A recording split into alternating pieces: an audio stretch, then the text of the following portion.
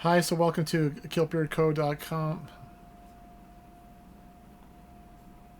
Hi, this is Joseph. Welcome again to KILT BEARD CO channel. And hi, this is Joseph from KILT BEARD CO. Welcome to the channel. Hope you're having a great week. Hope you're going to be off to an amazing week.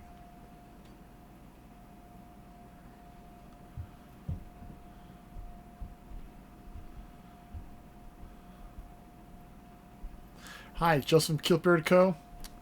Hope you do have an amazing week and getting ready for the weekend. Start a new week. Today what we're drinking is Jack Daniels Frank Sinatra edition. Oops.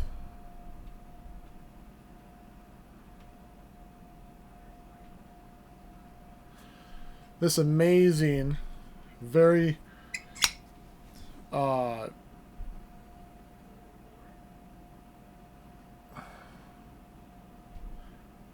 I've been wanting to try this for about, I don't know, a week. What the fuck am I talking about? I don't know. I've been wanting to try this for about 6 months now to a year, and I finally just cracked this open for December. It's an amazing idea, paying homage to Frank Sinatra. Jack Daniels, if you didn't know, had a great relationship with Frank Sinatra, and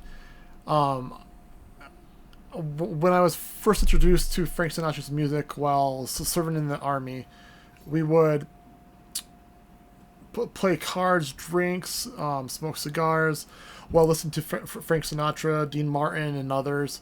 And there's this something about the ambiance of listening to the music and playing cards or relaxing and reflecting on either the past or reflecting on what you want to do in the future.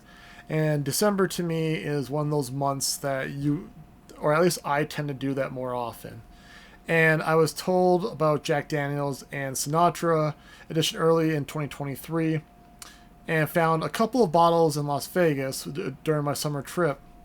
And I'm excited to break this open. The bottle descriptor is it's made from unique Sinatra barrels that have deep grooves, especially carved into their staves to expose the whiskey to extra layers of toasted oak.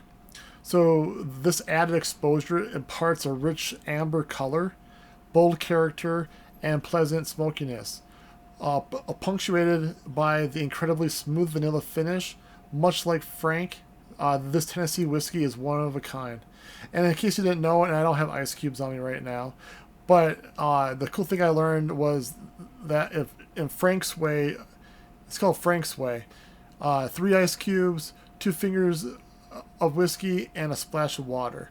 So cool little tidbit about how he drank his whiskey.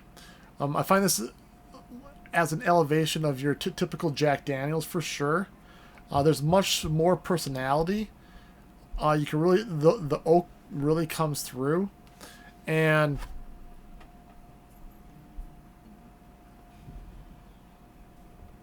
yeah, the oak really comes through. It's a delicious Jack Daniels that you probably never tried before. If you have, I'd like to hear what your thoughts are about the Sinatra edition. I can taste the oak. I welcome the lingering vanilla finish. It's not really harsh. Very, very little burn to it. You don't really taste the mash too much in there, or the sour mash. And yeah, it's a really good whiskey that I think many people will like, especially if they like whiskey and Jack Daniels. This is the next step up. Is it worth the price? Well, squarely on taste, I believe it should be more around the $100 mark. I believe I got this one for $140, but in places you can find it a few $100s or more. So when you add in the combined story of Frank Sinatra and Jack Daniels, the history of Jack Daniels and everything, Would the MSRP is the MSRP point? Is the MSRP price on point? Probably. However, by taste and notes, etc., like that, I think this is $100, a little bit less than $100 bottle, but it's a really great way to reflect and try something new. And the new year, it's all about reflection going into the new year, and this is what I drink. This is my drink that I would want to have going into that new year. So, if so in January, if you come across this Jack Daniels and you're still in your reflection, I really support you getting this one. I think you're gonna like it. I think it's worth it. It comes in an awesome case. Where's the case? It comes in an awesome case right here, and has a story. And it has a story, and then there's a card inside, and it talks about Jack Daniels and Frank Sinatra and their relationship, and more about Frank Sinatra and how he ties into whiskey. So, cool story, cool drink, a very long-standing company, distillery in Jack Daniels. Thumbs up. Let's get on with the show. Wrist check.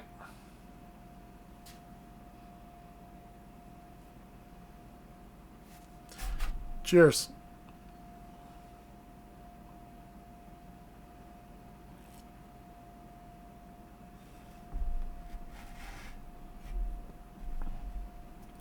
So,